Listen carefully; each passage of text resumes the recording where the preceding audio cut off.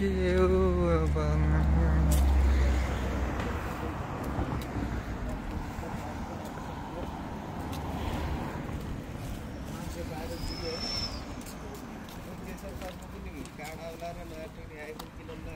मेरो भन्दा अगाडि टोय गइसक्यो आएर के गर्नु त निकाल्नु के गर्नु अस्ति त्यहाँ गएर बुझ्न गएको होइन होटलमा अनि त्यहाँ पनि बुझ्न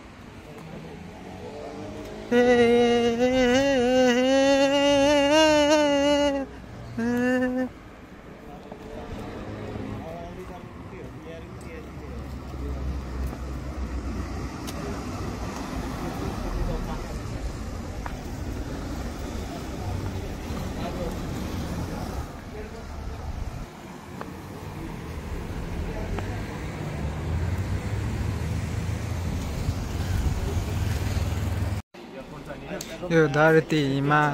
आयो रे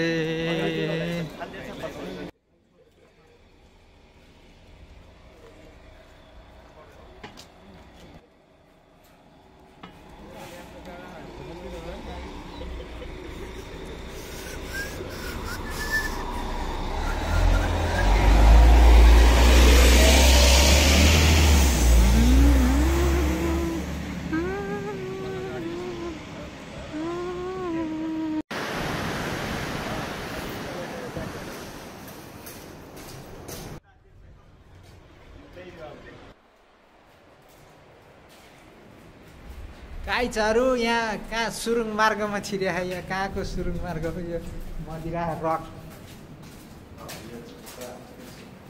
म चाहिँ अहिले हाम्रो धादिङको जुनिबिसी नगरपालिकाको पनि गाइजको झाप्ले खोलाबाट सुरुङ मार्ग छिर्दैछ यहाँ माननीय केटी बुढीले उद्घाटन गरेको थियो यो चाहिँ फास्ट ट्र्याक उसमा पहिले हामी हिँडेर सर्वेक्षण गर्दैछौँ त्यसपछि यो हिँडेर राम्रै भयो यो बाटो चाहिँ यो रोड चाहिँ राम्रै देख्यो भने अनि बल्ल बाइक कुदाउने पहिला साइकल त्यसपछि बाइक कुदाउने अनि बाइक पनि ठिक भयो त्यसपछि कार कुदाउने त्यसपछि अब ठिक भयो भने अनि मिनी बस चलाउने माइक्रो बस अनि मिनी बस अनि त्यसपछि गर्दै गर्दै गर्दै अलिक ठुलो ठुलो हुँदै अनि ट्रक चलाउने रेल चलाउने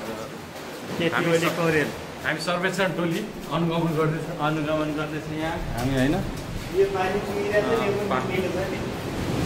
यो पानी चुहिरहेको छ यसमा चाहिँ अलिकति सुधार गर्नुपर्ने स्थिति देखिन्छ यहाँ वाटरप्रुफ गाडीहरूमा त झरै त्यो समुद्रको जस्तो धेरै रुँदै छैन तर डुबिलो छ यता है गाइस यहाँ चाहिँ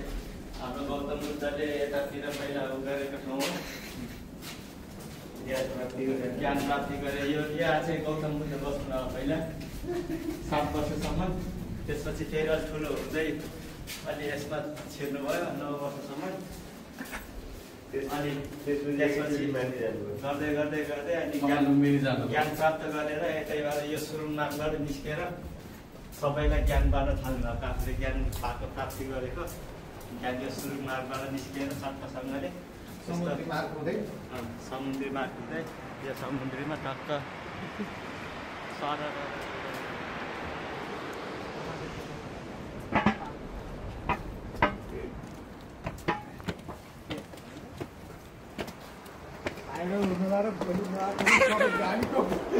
क्रान्तिपुरबाट गाडीको बस फलानु देशको पोर्चुगल गएर 5 बुढादेखि पुगेर गरेको कार्य दिएको कारण यो पुरा सुन्नु हाम्रो बुद्धलाई गाली गरेको भनेर एनबिसीले सब क्यान्सल गरेको नालायक सरकार भनेर सरकारले हामी आएर सरकारको देशको पासपोर्टको लागि वेटिङ लिस्ट गरेर गौतम बुद्ध भनेको सकिएको Gautam Buddha was burning in Nepal खुट्टामा लगायो भने फेरि पठाइदियो नि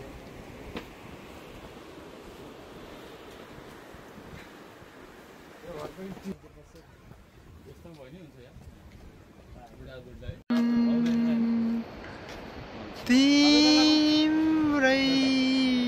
कल्पना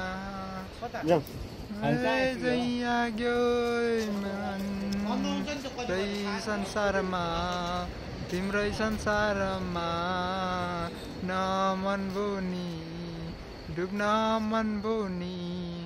मेरा सारा खुसी तिम्रै निम्ति निम्ति हावाको लहरसँगै उडिरहन मन बोनी तिम्रो त्यो बासना मनमा चल्यो रे तिम्रो त्यो बोलीमा पागल भएर तिम्रो गाडी फुलहरू पनि चमचम चमचम नाच्यो रे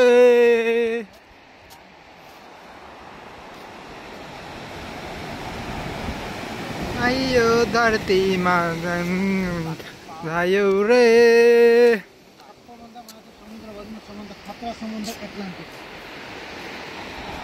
ना जिन्दगी